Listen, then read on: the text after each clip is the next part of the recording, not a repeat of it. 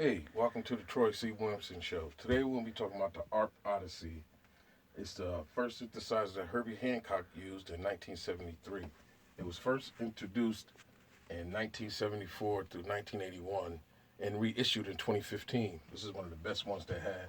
The 2.1 model 2800 Arc Odyssey. Today we're going to be talking about the trumpet chorus.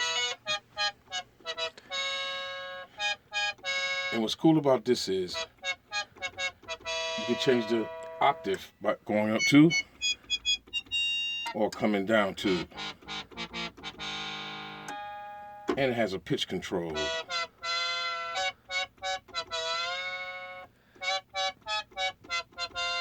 You hear the difference? And if you want to throw a little air in there, you can just hit the noise button and bring up your slider in your audio mixer. You hear that? And it has 3, 2, or 1.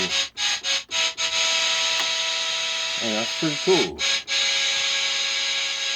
And if you want to go back to your regular trumpet chorus, you just bring your audio sliders down, your noise off, and you're right back to your trumpet chorus. And next we're going to be talking about the electric bass.